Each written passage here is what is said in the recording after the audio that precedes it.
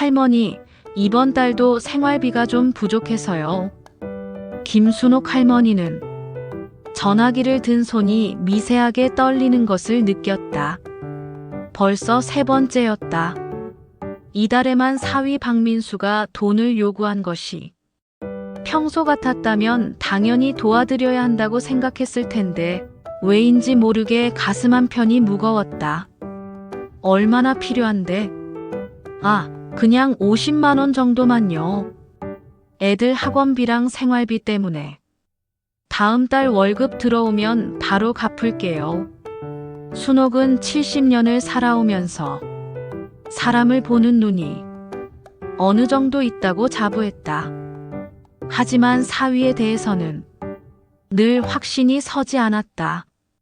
겉으로는 친절하고 예의 바른 사람이었지만 가끔 눈빛에서 뭔가 차가운 것이 스쳐 지나갔다. 특히 돈 이야기가 나올 때면 더욱 그랬다. 알았다. 내일 은행에 가서 보내줄게. 정말 감사해요, 할머니. 꼭 갚을게요. 전화를 끊고 나서 순옥은 거실 소파에 깊숙이 몸을 맡겼다. 아파트는 고요했다. 혼자 사는 것이 벌써 5년째였지만 오늘따라 정막이 유독 무겁게 느껴졌다. 벽시계의 초침 소리만이 규칙적으로 공간을 채웠다. 딸 미영이는 남편을 따라 캐나다로 이민을 간 지 3년이 되었다. 처음엔 함께 가자고 했지만 순옥은 평생 살아온 이 땅을 떠날 수 없다고 거절했다. 대신 사위인 민수가 가끔 안부를 묻고 도움이 필요하면 연락하라고 했다. 그때만 해도 고마운 일이라고 생각했는데 이상해. 순옥은 혼잣말을 중얼거렸다. 최근 들어 민수의 행동이 미묘하게 달라진 것 같았다. 예전에는 한 달에 한두 번 정도 안부 전화를 했는데 요즘엔 거의 매주 연락이 왔다. 그리고 그때마다 빠지지 않고 나오는 이야기가 돈이었다. 생활이 어려워졌나? 하지만 그것도 이상했다. 민수는 중견기업에서 과장으로 일하고 있었고 부인도 파트타임이지만 일을 하고 있다고 들었다. 아이들도 이제 중고등학생이 되어 예전처럼 돈이 많이 들 나이도 아니었다.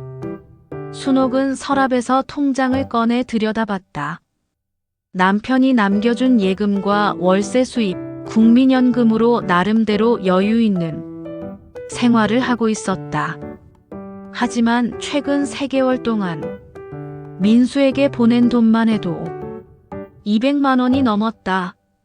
처음엔 일시적인 어려움이라고 생각했는데 혹시 도박이라도 하는 건 아니겠지? 불길한 생각이 스쳤다. 순옥의 시누이가 몇 년 전 사위 때문에 큰 고생을 한 일이 있었다. 사위가 주식에 빠져서 시어머니 통장까지 털어먹었다는 이야기였다. 당시엔 남의 일이라고 생각했는데 지금 자신의 상황을 보니 뭔가 비슷한 냄새가 났다. 그날 밤 순옥은 잠을 이루지 못했다. 창밖으로 들려오는 자동차 소리, 늦은 시간 귀가하는 사람들의 발자국 소리가 유독 크게 들렸다. 머릿속에서는 민수의 목소리가 계속 맴돌았다. 할머니, 정말 급해서 그래요. 다음 달에 꼭 갚을게요. 할머니만 믿을 수 있어요. 같은 말의 반복이었다. 그런데 왜 점점 더 불안해지는 걸까? 다음 날 아침, 순옥은 평소보다 일찍 일어나 준비를 했다. 은행은 9시에 문을 열지만 8시 30분쯤 가서 기다리는 것이 습관이었다. 동네 은행까지는 걸어서 10분 정도의 거리였다. 가을 아침 공기는 차갑고 맑았다. 단풍이 물들기 시작한 가로수를 보며 걷다 보니 마음이 조금 진정되는 것 같았다. 너무 예민하게 생각했나 보다. 민수도 나름대로 어려운 상황이 있을 거야. 하지만 은행에 도착한 순간 그런 안도감은 사라져버렸다.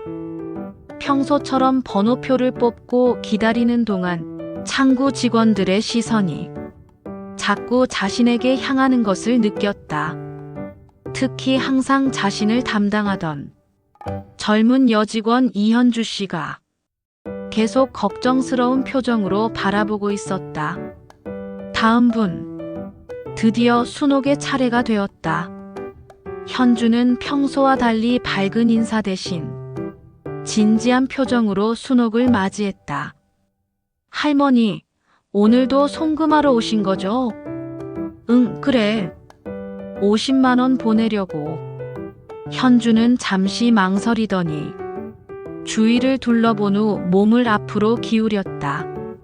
할머니, 잠깐 상담실로 가시겠어요? 드릴 말씀이 있어서요. 순옥의 가슴이 쿵 내려앉았다. 은행 직원이 상담실로 가자고 하는 건 보통 일이 아니었다. 혹시 계좌에 무슨 문제라도 생긴 건 아닐까? 무슨 일인데? 여기서는 조금 조용한 곳에서 이야기해야 할 것 같아서요.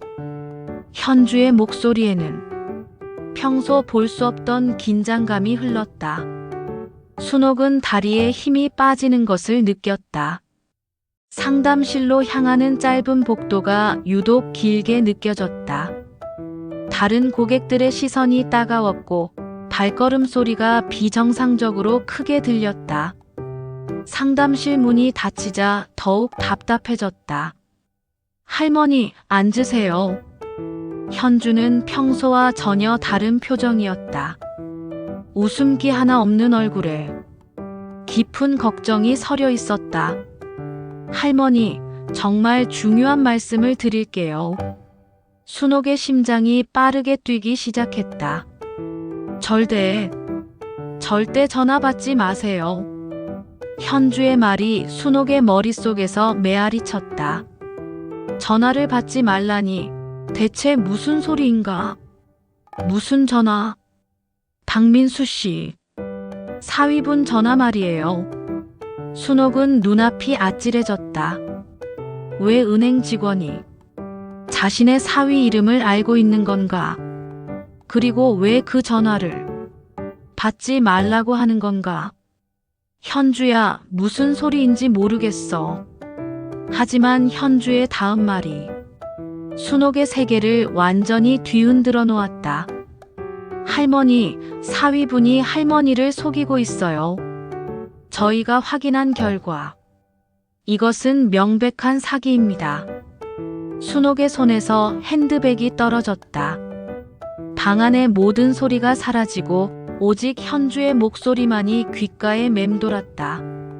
사기라니. 그게 무슨... 할머니, 진정하시고 제 말을 들어보세요.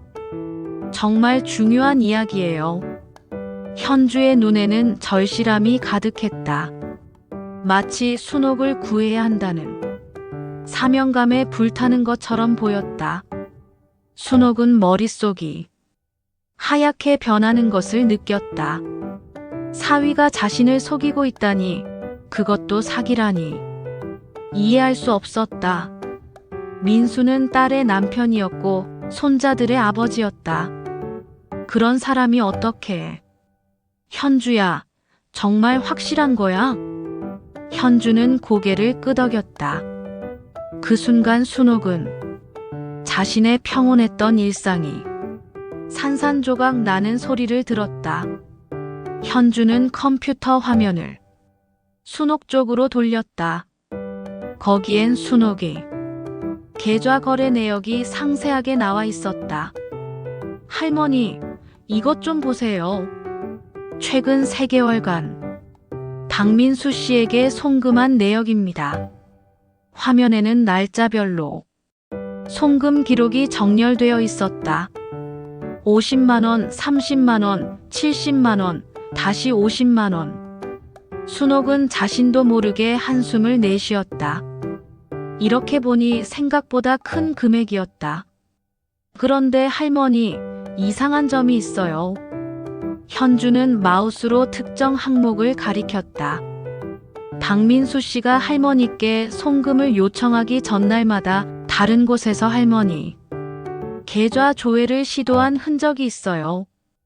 그것도 온라인으로요. 순옥은 눈을 깜빡였다. 온라인이라니? 네, 인터넷 뱅킹이나 모바일 뱅킹으로 할머니 계좌 잔액을 확인하려고 시도한 거예요. 다행히 비밀번호가 틀려서 접속은 실패했지만 순옥의 등골이 서늘해졌다. 자신은 인터넷 뱅킹을 사용하지 않았다. 복잡해서 직접 은행에 와서 업무를 보는 것을 선호했다. 그런데 누군가 자신의 계좌에 접근하려고 했다는 것인가? 그 사람이 민수가? 그럴 가능성이 높아요. IP 추적 결과 박민수 씨가 거주하는 지역에서 접속 시도가 있었거든요. 현주는 다른 화면을 보여줬다. 거기엔 접속 시도 시간과 위치 정보가 자세히 나와 있었다. 더 심각한 건 최근에 할머니 명의로 대출 상담 신청이 들어온 적이 있어요. 물론 할머니가 직접 오시지 않아서 처리하지 않았지만 순옥은 의자에 털썩 주저앉았다. 대출 상담. 자신은 그런 신청을 한 적이 없었다. 누가 그런 신청을 했다는 거야? 전화로 신청이 들어왔어요. 목소리는 남자였고 할머니의 개인 정보를 매우 정확하게 알고 있었어요. 주민번호, 주소, 심지어 할머니가 이 은행을 이용한 기간까지. 순옥은 머리가 어지러워졌다. 그런 정보를 정확히 알 수 있는 사람은 가족밖에 없었다. 현주야, 그런데 민수가 왜 그런 짓을 하는 거야? 돈이 필요하면 그냥 말하면 되잖아. 지금까지도 도와줬는데. 현주의 표정이 더욱 심각해졌다. 할머니, 이것은 단순히 돈을 빌리는 차원이 아니에요. 저희가 파악한 바로는 박민수 씨가 할머니 전 재산을 노리고 있는 것 같아요. 전 재산? 네. 할머니의 예금뿐만 아니라 부동산까지. 최근에 부동산 중개업소에서도 할머니 집에 대한 문의가 있었다고 들었어요. 순옥은 가슴이 철렁 내려앉는 것을 느꼈다. 자신이 살고 있는 아파트는 남편이 평생 모은 돈으로 산 것이었다. 그곳은 단순한 집이 아니라 남편과의 추억이 서린 소중한 공간이었다. 그런데 왜 하필 지금? 현주는 잠시 망설이더니 입을 열었다. 할머니, 혹시 최근에 박민수 씨가 평소와 다른 행동을 보인 적 있으세요? 예를 들어 갑자기 친절해졌다거나 자주 연락한다거나. 순옥은 깜짝 놀랐다. 정확히 맞는 말이었다. 최근 몇 달 동안 민수는 유독 자주 연락했고 예전보다 훨씬 친근하게 대했다. 맞아. 요즘 들어 자주 전화하고 안부도 많이 물어보고, 그리고 혹시 할머니의 개인정보를 묻거나 통장이나 도장 위치를 물어본 적은 없으세요? 순옥은 기억을 더듬어 봤다. 며칠 전 민수가 전화해서 혹시 할머니 통장 비밀번호 어떻게 설정하셨어요? 생년월일로 하시면 안 되는데 라고 물어본 적이 있었다. 당시엔 자신을 걱정해서 하는 말인 줄 알았는데. 그리고 지난주에는 할머니 집에 놀러 가도 되냐고 물어봤어요. 아이들이 할머니를 보고 싶어 한다면서. 현주의 눈빛이 예리해졌다. 할머니, 그때 혹시 집에 오셨나요? 아니, 마침 병원에 갈 일이 있어서 다음에 오라고 했지. 다행이에요. 만약 그때 오셨다면. 현주는 말을 멈췄지만 순옥은 그 뒤의 말을 짐작할 수 있었다. 현주야, 그런데 너는 어떻게 이런 걸 알았어? 민수가 나한테 돈을 보내달라고 하는 것도 모르는 일인데. 현주는 잠시 주저하더니 솔직하게 말했다. 사실 할머니, 저희 은행에서는 최근 들어 이런 가족 사기 사례가 많이 늘어나서 특별히 주의 깊게 모니터링하고 있어요. 특히 고령 고객분들의 계좌에서 평소와 다른 패턴의 송금이 반복되면 자동으로 경고가 뜨거든요. 그래서 나를 의심한 거야? 의심이라기보다는 혹시 할머니가 피해를 당하고 있는 건 아닌지 확인하고 싶었어요. 그래서 며칠 동안 박민수 씨의 행동을 추적해봤는데 현주는 다른 서류를 꺼내 보여줬다. 박민수 씨가 다른 은행에서도 대출을 받으려고 시도한 흔적이 있어요. 그것도 할머니를 보증인으로 세워서요. 순옥은 눈앞이 캄캄해졌다. 자신도 모르는 사이에 보증인이 될 뻔했다니. 더 놀라운 건 박민수 씨가 이미 다른 곳에서 상당한 빚을 지고 있다는 거예요. 신용등급도 많이 떨어진 상태고요. 빚 얼마나? 정확한 금액은 알기 어렵지만 적어도 수천만 원은 될 것 같아요. 순옥은 머리를 감쌌다. 민수가 그렇게 큰 빚을 지고 있다니. 그래서 자신에게서 돈을 뜯어내려고 했던 것인가? 할머니, 그런데 가장 위험한 건 박민수 씨가 단순히 돈만 노리는 게 아니라는 점이에요. 그게 무슨 뜻이야? 현주는 목소리를 낮췄다. 저희가 파악한 바로는 박민수 씨가 할머니를 어딘가로 보내려고 계획하고 있는 것 같아요. 보낸다고? 요양원이나 아니면 더 먼 곳으로요. 할머니가 없어야 자유롭게 할머니의 재산을 처분할 수 있으니까요. 순옥은 온몸에 소름이 돋는 것을 느꼈다. 자신을 없애려고 한다니. 그것도 사위가? 현주야, 그럼 내가 어떻게 해야 하지? 현주는 순옥의 손을 꼭 잡았다. 일단 가장 중요한 건 박민수 씨와의 연락을 차단하는 거예요. 특히 전화는 절대 받으시면 안 되고 혹시 집으로 찾아와도 문을 열어주시면 안 돼요. 하지만 그 사람은 내 사위야. 그리고 애들도. 할머니, 지금은 감정보다는 할머니의 안전이 더 중요해요. 이미 상황이 심각한 단계에 왔어요. 순옥은 눈물이 날 것 같았다. 평생을 가족을 위해 살아왔는데 그 가족이 자신을 배신하다니. 바로 그때 순옥의 휴대폰이 울렸다. 화면에는 사위라는 이름이 선명하게 떠 있었다. 현주와 순옥은 서로를 바라봤다. 현주의 눈에는 절절한 경고의 빛이 흘렀다. 할머니, 기억하세요. 절대 받으시면 안 돼요. 하지만 전화벨 소리는 계속 울렸고 순옥의 손은 무의식적으로 전화기 쪽으로 향하고 있었다.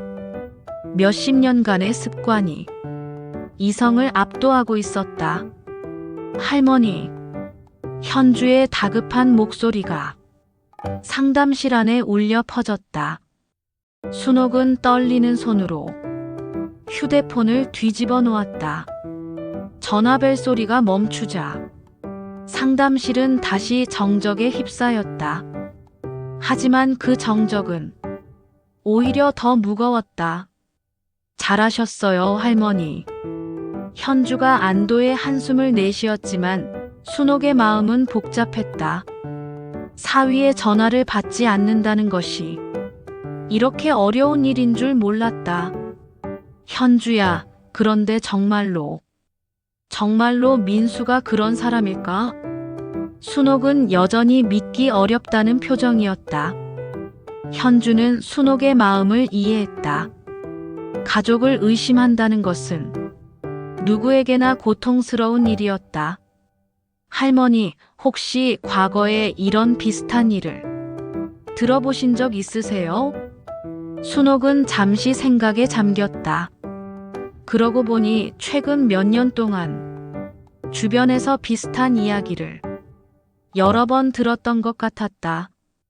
작년에 아파트 단지 부녀회 모임에서 들은 이야기가 있어. 순옥의 목소리가 작아졌다. 김 여사네 이야기인데 아들이 사업한다면서 어머니한테 집을 담보로 대출을 받게 했대. 그런데 나중에 알고 보니 그 돈으로 도박을 했다는 거야. 결국 집까지 날렸다고. 현주는 고개를 끄덕였다. 그런 사례가 생각보다 많아요, 할머니. 특히 요즘처럼 경제가 어려워지면 더욱 늘어나죠. 그때는 남의 일이라고 생각했는데. 순옥은 한숨을 깊게 내쉬었다. 그리고 뉴스에서도 봤어. 며느리가 치매 걸린 시어머니. 카드를 몰래 써서 수천만 원을 빼먹었다는 이야기. 순옥은 갑자기 오한을 느꼈다. 자신도 나이가 들면서 가끔 깜빡하는 일이 많아졌는데 혹시 민수가 그런 것을 노렸던 것은 아닐까? 할머니, 혹시 박민수 씨가 할머니의 건강 상태에 대해 물어본 적 있으세요? 현주의 질문에 순옥은 깜짝 놀랐다. 어떻게 알았어? 며칠 전에 전화해서 할머니 요즘 건강은 어떠세요? 병원은 잘 다니고 계시죠? 이런 식으로 물어봤어. 그리고 혹시 기억력은 괜찮으시죠? 같은 질문도 했나요? 순옥의 얼굴이 창백해졌다. 맞아. 그런 말도 했어. 그때는 나를 걱정해서 하는 말인 줄 알았는데. 현주는 컴퓨터에서 다른 파일을 열었다. 할머니, 이것 좀 보세요. 이건 저희 은행에서 작성한 고령자 금융 사기 예방 가이드예요. 화면에는 여러 가지 사기 유형이 정리되어 있었다. 그 중에서 가족 사기라는 항목이 눈에 띄었다. 가족 사기의 특징을 보시면 첫째로 평소보다 자주 연락하면서 친밀감을 높입니다. 둘째로 피해자의 건강 상태나 기억력에 대해 지속적으로 확인합니다. 셋째로 금전적 어려움을 호소하며 동정심을 유발합니다. 순옥은 한 항목 읽어가며 소름이 돋았다. 모든 것이 민수의 최근 행동과 정확히 일치했다. 넷째로 피해자의 개인정보나 자산 현황을 파악하려고 합니다. 다섯째로 다른 가족들과의 연락을 차단하려고 합니다. 다른 가족과의 연락 차단. 순옥은 고개를 갸웃했다. 할머니, 혹시 최근에 딸분과 연락하신 적 있으세요? 미영이 한 달 전쯤에 화상 통화를 했는데, 그런데 그때 민수가 전화를 받더니 미영이가 바쁘다면서 짧게 끊었어. 현주의 표정이 심각해졌다. 그리고 그 이후로는 딸분과 직접 통화하신 적이 없죠. 순옥은 생각해보니 그랬다. 예전에는 미영이와 일주일에 한 번씩은 통화했는데 최근에는 민수가 대신 전화를 받아서 미영이가 일이 바쁘다, 애들 때문에 정신이 없다는 말만 전해 들었다. 혹시 민수가 미영이한테 내 이야기를 다르게 전하고 있는 건 아닐까? 그럴 가능성이 높아요. 딸분이 할머니의 진짜 상황을 알면 박민수 씨의 계획에 방해가 되니까요. 순옥은 급작스럽게 불안해졌다. 미영이는 지금 무엇을 알고 있는 걸까? 자신이 민수에게 돈을 보내고 있다는 사실을 알고 있을까? 할머니, 더 중요한 건 이거예요. 현주는 다른 서류를 꺼냈다. 저희가 확인해 본 결과 박민수 씨가 할머니 명의로 신용카드를 발급받으려고 시도한 흔적도 있어요. 신용카드? 네, 가족 카드가 아니라 할머니 명의의 단독 카드요. 한도도 상당히 높게 신청했고요. 순옥은 머리가 어지러워졌다. 신용카드까지. 정말로 민수는 자신의 모든 것을 노리고 있었던 것인가? 그리고 할머니, 이것도 보세요. 현주가 보여준 다음 서류는 더욱 충격적이었다. 요양원 입소 상담 신청서예요. 박민수 씨가 할머니를 대신해서 여러 요양원에 문의한 기록이 있어요. 요양원? 순옥의 목소리가 떨렸다. 네, 그것도 서울에서. 꽤 먼 지방의 요양원들이에요. 할머니가 거기 가시면 평소 아시는 분들과의 연락도 어려워지고 무엇보다 할머니의 재산 관리를 박민수 씨가 완전히 맡게 되죠. 순옥은 온몸이 떨리기 시작했다. 자신을 요양원에 보내서 완전히 격리시키고 그 사이에 모든 재산을 가져가려는 계획이었던 것인가? 할머니, 진정하세요. 현주가 순옥의 어깨를 토닥여 주었다. 할머니, 혹시 박민수 씨가 할머니의 도장이나 통장을 보관하겠다고 한 적 있어요? 아직은 그런 이야기는 안 했어. 하지만 순옥은 갑자기 기억이 났다. 지난주에 전화해서 할머니 혼자 계시니까 중요한 서류들은 저희가 보관해 드릴까요? 라고 말한 적이 있어. 그것 봐요. 단계적으로 접근하고 있는 거예요. 현주는 컴퓨터 화면을 다시 순옥 쪽으로 돌렸다. 할머니, 이건 실제로 저희 은행에서 처리한 가족 사기 사건들의 패턴이에요. 거의 모든 경우에서 동일한 수순을 밟아요.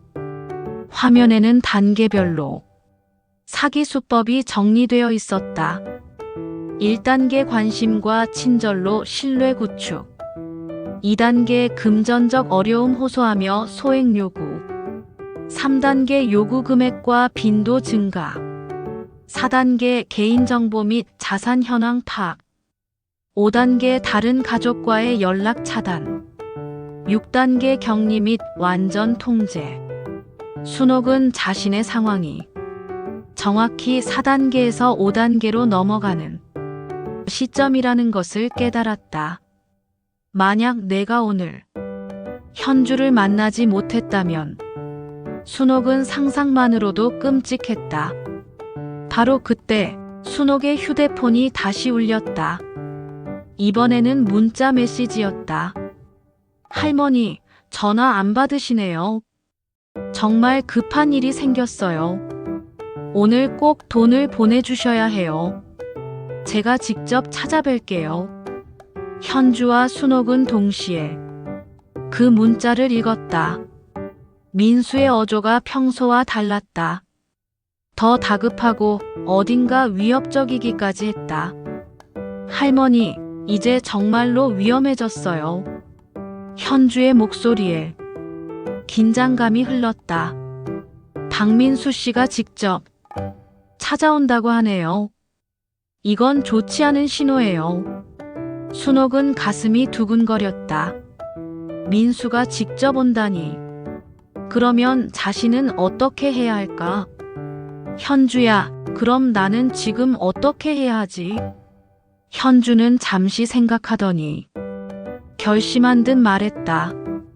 할머니, 일단 집에 가시면 안 돼요.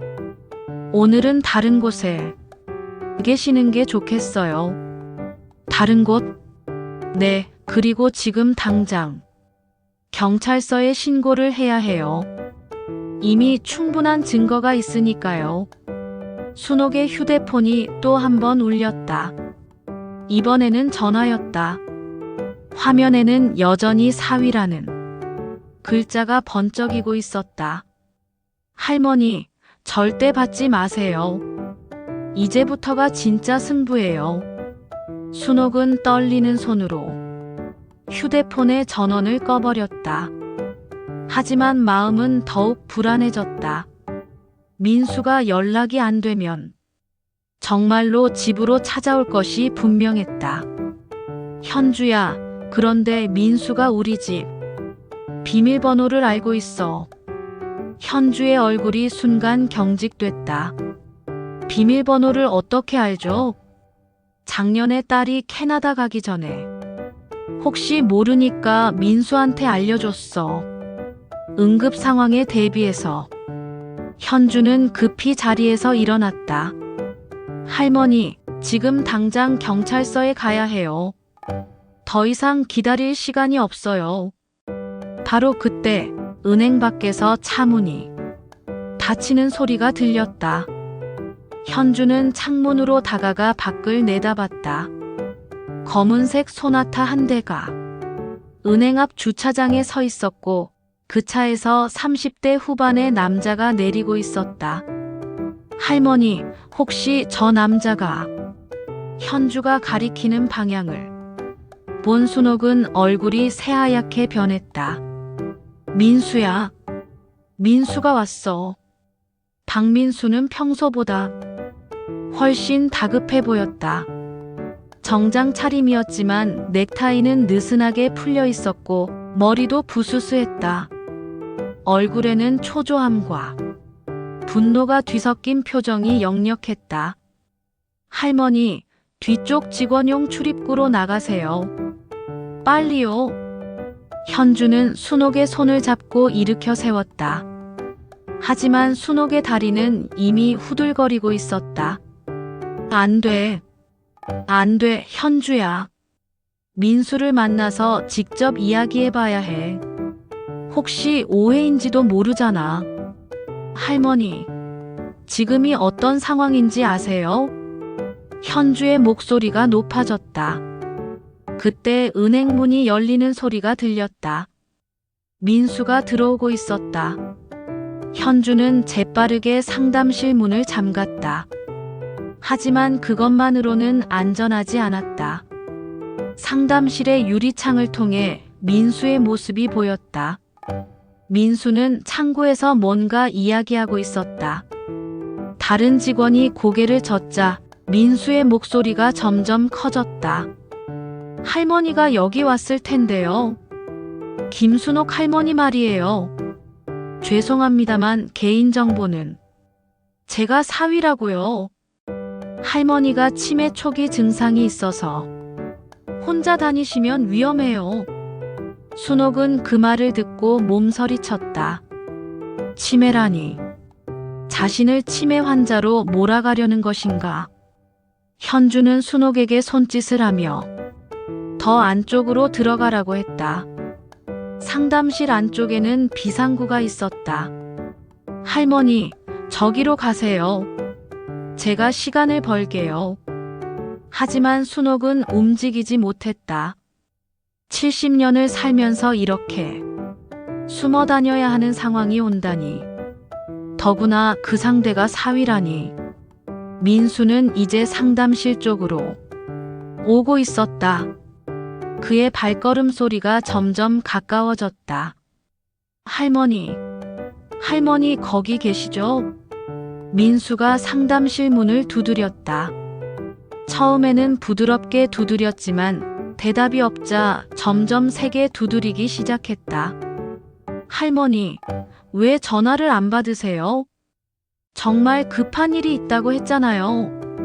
순옥은 가슴이 터질 것 같았다. 저 목소리는 평소 자신에게 다정하게 말하던 민수의 목소리가 아니었다. 훨씬 차갑고 위협적이었다. 현주는 순옥을 안쪽으로 밀어넣으며 휴대폰으로 경찰에 신고했다. 여보세요, 경찰서죠? 지금 은행에서 응급 상황이. 할머니, 문 열어주세요. 민수의 목소리가 더욱 다급해졌다. 이제 문을 발로 차기 시작했다. 쿵, 쿵, 쿵. 은행 안이. 다른 고객들이 웅성거리기 시작했다. 직원들도 당황해서 어쩔 줄 몰라 했다. 저 사람 왜 저래? 미친 사람 아냐? 경찰 불러야 하는 거 아니야? 민수는 그런 시선들을 의식하지 못하는 듯 했다. 아니, 의식하지 못하는 게 아니라 그럴 여유가 없는 것 같았다. 할머니, 제발 나와주세요. 정말 급해요. 오늘 돈을 구하지 못하면. 민수의 목소리에 절망감이 섞여 있었다. 순옥은 그 목소리를 들으며 혼란스러웠다. 정말로 민수가 급한 상황에 처한 것일까? 아니면 연기를 하는 것일까? 할머니. 현주가 순옥의 손을 꼭 잡았다. 지금 저 사람의 목소리를 잘 들어보세요. 할머니를 걱정하는 목소리인가요? 아니면 자신의 필요에 의한 목소리인가요? 순옥은 귀를 기울였다. 민수는 계속 이야기하고 있었다. 할머니, 제가 정말 큰일 났어요. 오늘까지 돈을 구하지 못하면 제가 죽을 수도 있어요. 제발 할머니만 날 도와줄 수 있어요. 다른 사람들은 모두 등을 돌렸어요. 할머니만이 제 마지막 희망이에요. 순옥은 소름이 돋았다. 그 말들 속에서 자신에 대한 걱정이나 사랑은 전혀 느껴지지 않았다. 오직 자신의 절망과 필요만이 있을 뿐이었다. 할머니가 지금 나를 피하고 있다는 건 누군가 할머니를 속이고 있다는 뜻이에요. 민수의 목소리가 점점 험악해졌다. 할머니, 그 은행 직원 말 듣지 마세요. 저들이 할머니를 이용하려고 하는 거예요. 현주는 분노에 차서 일어섰다. 저 사람이 정말. 하지만 순옥이 현주의 팔을 잡았다. 현주야, 조용히 해. 더 자극하면 안 돼. 민수는 이제 상담실 유리창을 두드리고 있었다.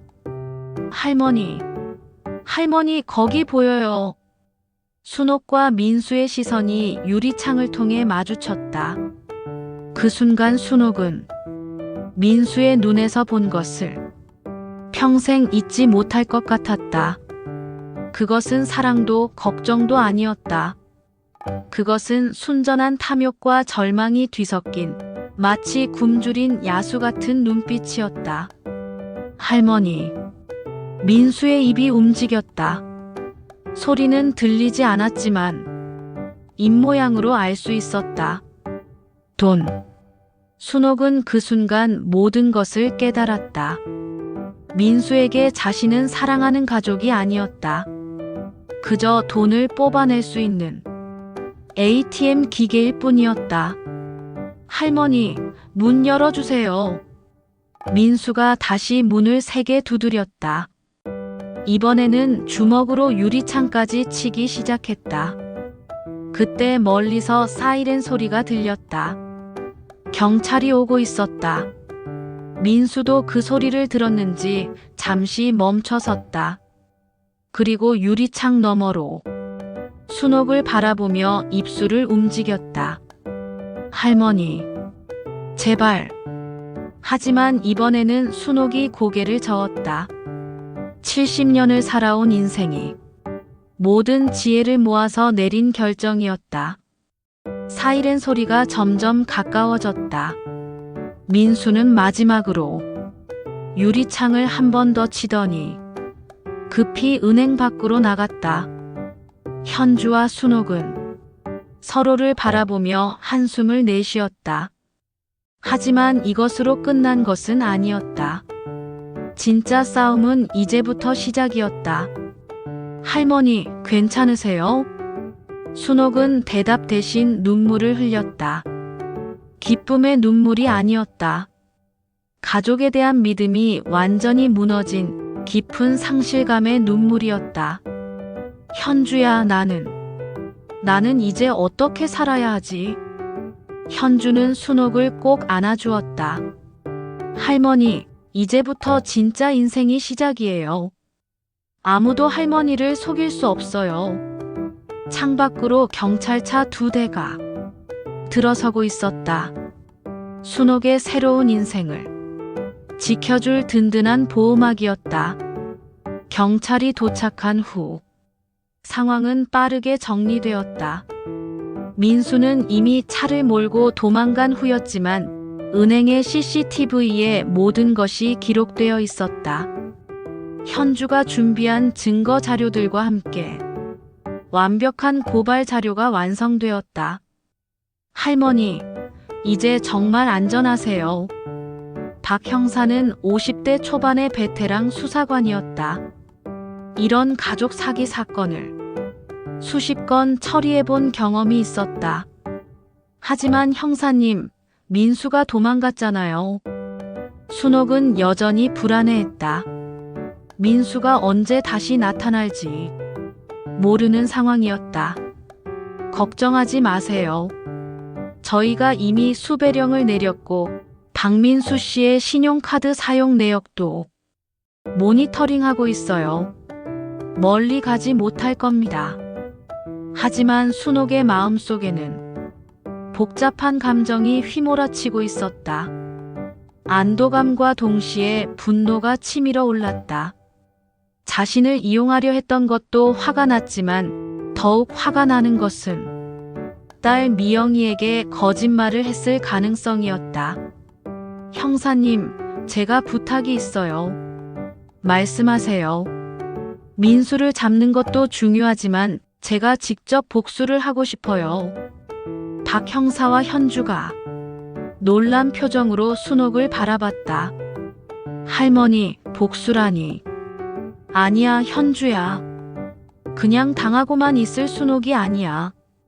70년을 살면서 이런 치욕을 당한 건 처음이야. 반드시 대가를 치르게 해주겠어. 순옥의 눈에는 전에 없던 강인한 빛이 흐르고 있었다. 박 형사는 그런 순옥을 보며 미소를 지었다.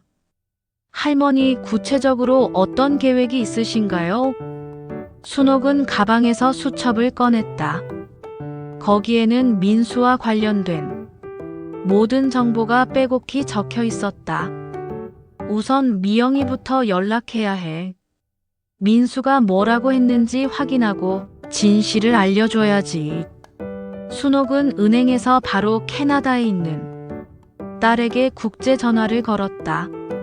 시차 때문에 새벽이었지만 미영이는 어머니의 전화에 놀라며 받았다.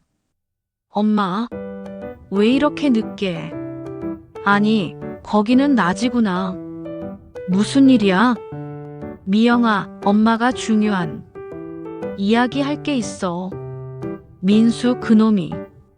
순옥은 모든 상황을 자세히 설명했다.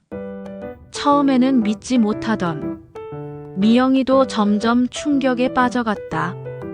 엄마, 그게 정말이야?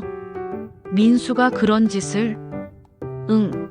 그리고 미영아, 너한테 민수가 뭐라고 했어? 엄마에 대해서? 미영이는 잠시 망설이더니 말했다. 사실은 민수가 엄마가 치매 초기 증상이 있다고 했어. 그래서 가끔 이상한 행동을 하신다고. 그리고 혼자 계시기 어려우니까 요양원에 모시는 게 어떻겠냐고도 했고. 순옥은 분노로 온몸이 떨렸다. 그리고 엄마가 돈 관리를 잘 못하신다면서 자기가 대신 관리해드리고 있다고도 했어. 뭐라고? 통장이랑 카드를 자기가 보관하고 있고 엄마 용돈도 자기가 드리고 있다고. 그래서 나도 엄마가 자립적으로 살고 계신다고 생각했어. 순옥은 민수의 치밀함에 경악했다. 딸에게는 자신을 무능한 치매 환자로 만들어 놓고 자신에게는 효자 연기를 하고 있었던 것이다. 미영아, 엄마는 아직 정정해. 그리고 내 돈은 내가 직접 관리하고 있어. 민수가 한 말은 모두 거짓말이야. 엄마, 미안해. 내가 확인도 안 하고. 괜찮아, 미영아. 이제라도 알았으니까. 그런데 미영아, 엄마를 도와줄 수 있어? 물론이지, 엄마. 뭐든지 말해. 순옥은 자신의 계획을 미영이에게 설명했다. 미영이는 처음에는 놀랐지만 점점 어머니의 계획에 동참하게 되었다. 그날 오후, 순옥은 박 형사와 함께 치밀한 계획을 세웠다. 할머니 계획이 꽤 좋네요. 하지만 위험할 수도 있어요. 괜찮아요, 형사님. 이미 각오는 했어요.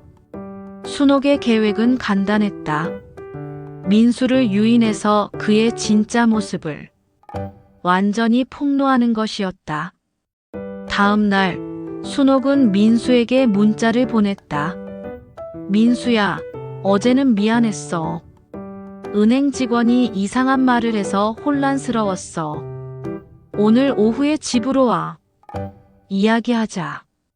민수의 답장은 즉시 왔다. 할머니, 정말 미안해요. 제가 너무 급했어요. 오후 3시에 갈게요. 순옥은 미소를 지었다. 계획대로였다. 오후 2시, 순옥의 집 근처에는 경찰들이 잠복해 있었다. 집안에는 녹음기와 비디오 카메라가 설치되어 있었다. 순옥도 몸에 소형 녹음기를 착용했다. 정확히 3시에 민수가 도착했다.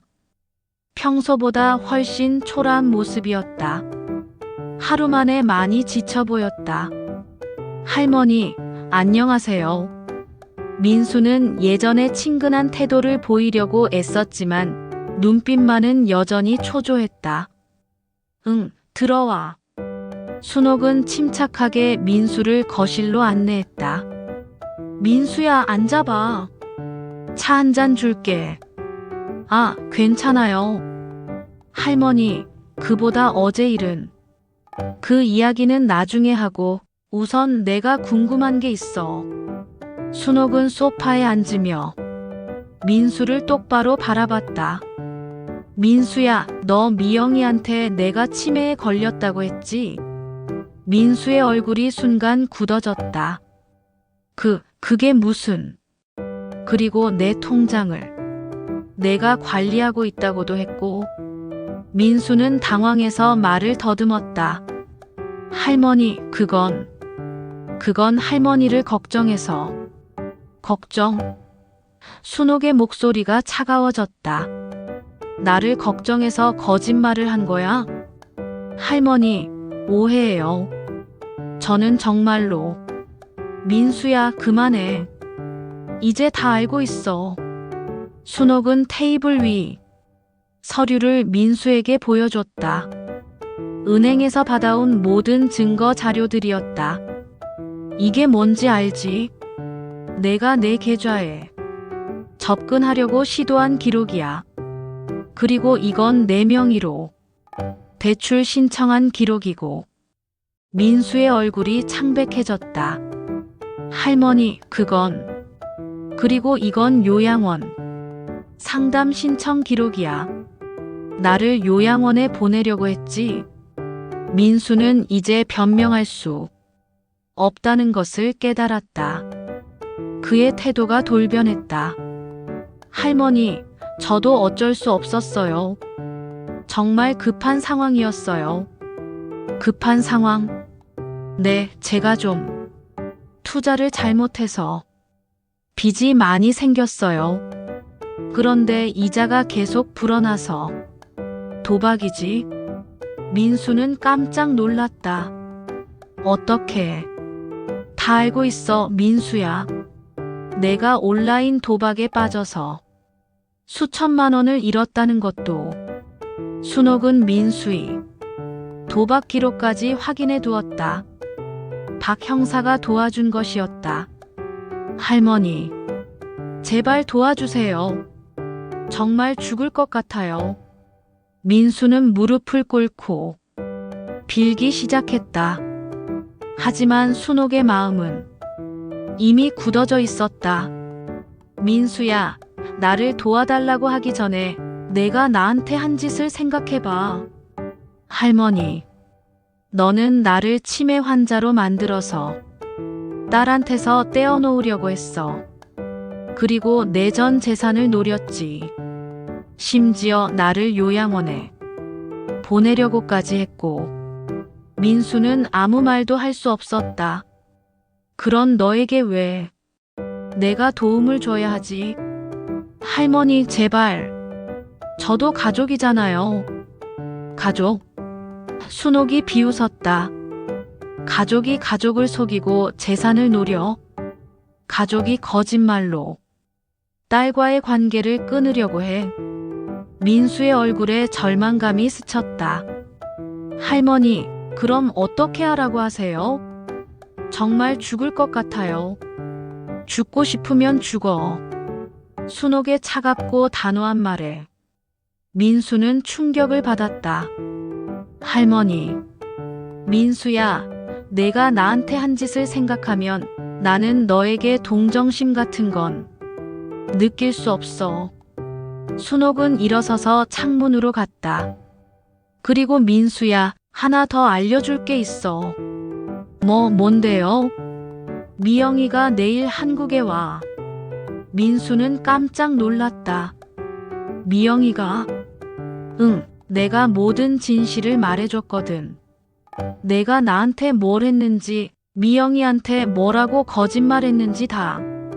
민수의 얼굴이 더욱 창백해졌다. 그리고 미영이는 이미 변호사까지 선임했어. 너를 상대로 소송을 준비하고 있지. 소송? 응, 사기죄, 협박죄, 그리고 명예훼손죄까지. 내가 나를 치매 환자라고 거짓말한 것도 명예훼손이거든. 민수는 완전히 절망에 빠졌다. 할머니, 제발 한 번만 봐주세요. 안 돼. 순옥의 대답은 단호했다. 민수야, 너는 나를 이용하려고 했어. 그것도 정말 치밀하게.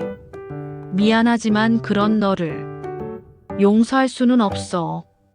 그때 현관문에서 벨이 울렸다. 할머니, 경찰입니다. 박 형사의 목소리였다. 순옥이 미리 신호를 보낸 것이었다. 민수는 완전히 공황 상태에 빠졌다. 할머니, 제발. 제발 경찰에게는. 늦었어, 민수야. 순옥이 문을 열자 박 형사와 경찰관들이 들어왔다. 박민수 씨, 사기죄와 협박죄로 긴급 체포합니다. 수갑이 민수의 손목에 채워졌다. 민수는 마지막까지 순옥을 바라보며 빌었지만 순옥은 고개를 돌렸다. 할머니.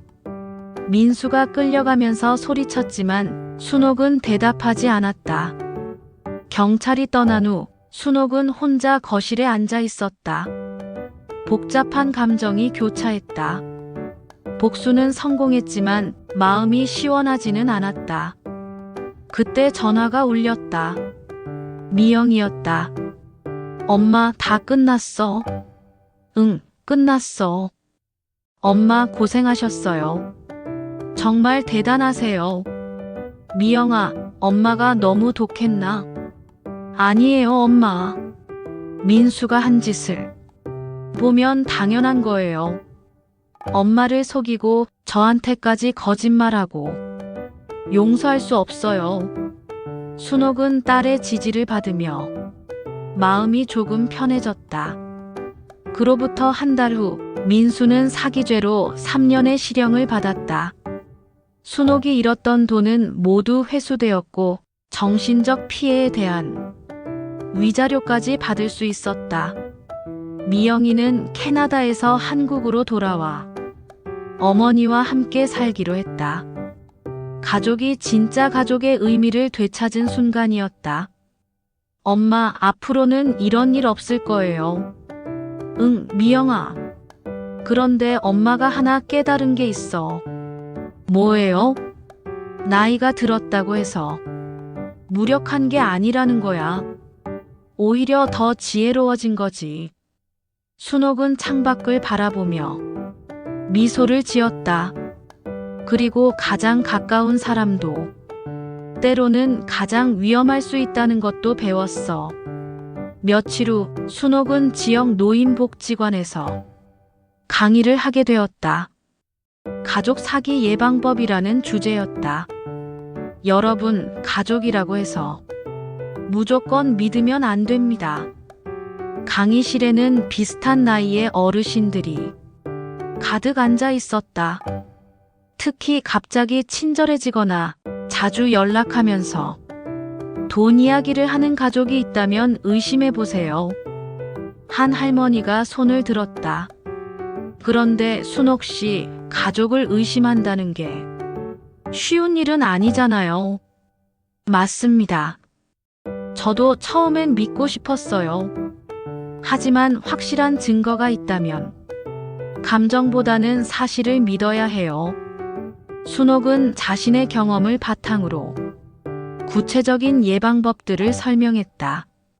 첫째, 개인정보를 함부로 알려주지 마세요. 둘째, 큰 금액의 돈을 요구받으면 하루 정도 시간을 두고 생각해 보세요. 셋째, 은행에서 이상하다고 하면 꼭 들어보세요. 강의가 끝난 후 많은 어르신들이 순옥에게 다가와 감사 인사를 했다. 순옥 씨 덕분에 정말 많이 배웠어요. 저도 비슷한 일을 당할 뻔했는데 이제 조심할 수 있을 것 같아요. 순옥은 뿌듯함을 느꼈다. 자신의 아픈 경험이 다른 사람들에게 도움이 되고 있었다. 집으로 돌아오는 길, 순옥은 은행에 들렀다. 현주가 반갑게 맞이해 주었다. 할머니, 안녕하세요. 요즘 강의로 바쁘시다면서요? 응, 현주야. 너 덕분에 새로운 인생을 살고 있어. 제가 뭘 했다고요? 할머니가 용기를 내셨으니까 가능한 일이었어요. 순옥은 현주에게 감사의 마음을 전했다. 현주야, 정말 고마워. 너 아니었으면 나는 모든 걸 잃었을 거야. 천만에요, 할머니. 그런데 할머니, 민수 씨는 어떻게 되었어요? 감옥에서 잘 지내고 있을 거야. 3년 동안 반성할 시간이 충분하니까. 순옥의 목소리에는 더 이상 원망이 없었다. 오히려 민수를 불쌍하게 여기는 마음까지 생겨났다. 그리고 현주야, 미영이가 다음 주에 완전히 한국으로 돌아와. 이제 진짜 가족과 함께 살 수 있게 됐어. 정말 다행이에요, 할머니. 그날 저녁 순옥은 거실에서 미영이와 화상 통화를 하고 있었다. 엄마, 짐은 거의 다 쌌어요. 다음 주면 한국에 도착할 거예요. 응, 미영아. 엄마가 맛있는 것 많이 해줄게. 엄마, 그런데 정말 괜찮으세요? 민수 일 때문에 스트레스 받으시는 건 아니죠? 전혀 안 받아. 오히려 후련해.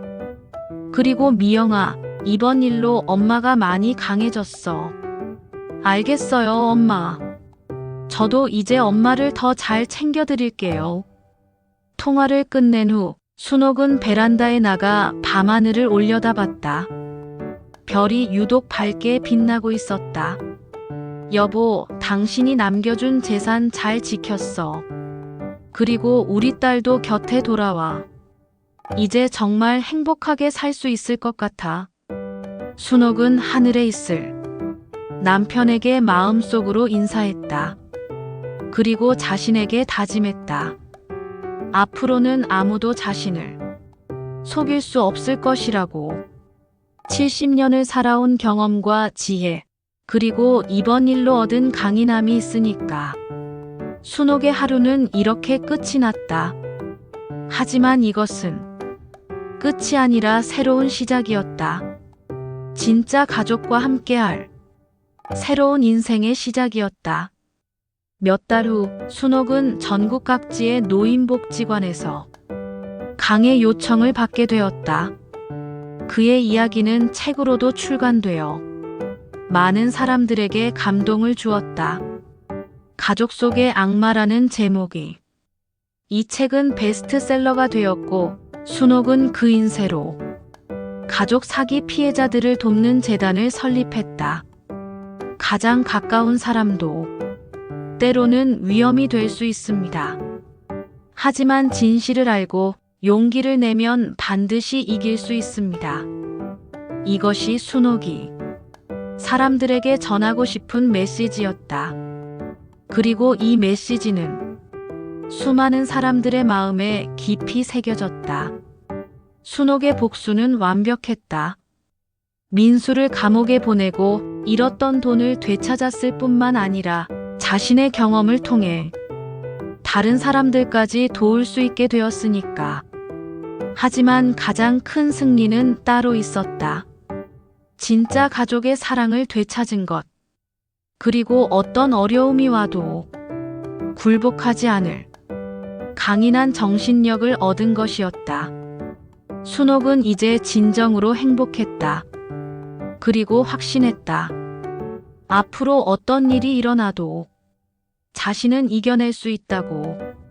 70년의 인생 경험이 주는 지혜와 이번 사건으로 얻은 용기가 있으니까.